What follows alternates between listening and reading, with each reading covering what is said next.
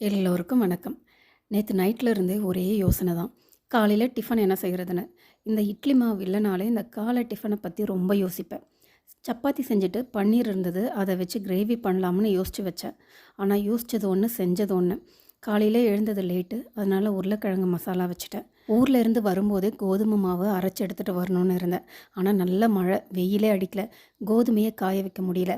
இங்கே வந்து வாங்கி காய வச்சேன். நான் பண்ண தப்பு இது தான். ஊரில் மழைனா இங்கே சொல்லவா வேணும், ஏன்டா வாங்கணும்னு ஆயிடுச்சு. பால்கனியில் காய வைப்பேன், அப்புறம் மழை வரும் எடுத்துடுவேன், அப்புறம் திரும்பவும் காய வைப்பேன், திரும்ப எடுப்பேன். இப்படியே ஒரு வாரமாக காய வச்சு எடுத்துட்டேன். மிஷினுக்கு போய் அரைச்சிட்டு வரணும். இட்லிக்கு அரிசி கொஞ்சம் ஊற வச்சேன். நான் எப்பயுமே 5க்கு 1 தான் போடுவேன். 5 கிளாஸ் அரிசி, 1 கிளாஸ் உளுந்து. இன்றைக்கி 2 படி இட்லி அரிசி, 1 படி கம்பு, 1 படி ராகி, 1 படி வரகரிசி, 1 படி உளுத்தம்பருப்பு, அவ்வளோதான். இந்த பப்பாளி பழம் வாங்கிட்டு வந்து 3 நாள் கிட்ட ஆகுது. கட் பண்ணால் உள்ள விதையே இல்லை, ஹைப்ரிட் போல்.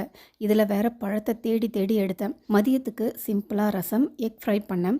நேற்று நைட்டு எக் ஃப்ரைட் ரைஸ் பண்ணேன். அதுக்காக பாஸ்மதி ரைஸ் வடிச்சு அதில் கொஞ்சம் மிச்சமாயிடுச்சு.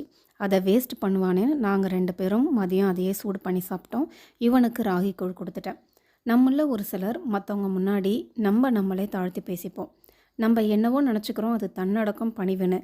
நம்மளை மற்றவங்க அவமானப்படுத்தணும்னு அவசியம் இல்லை, ஏன்னா நம்மளே அதை செஞ்சுக்கிறோம்.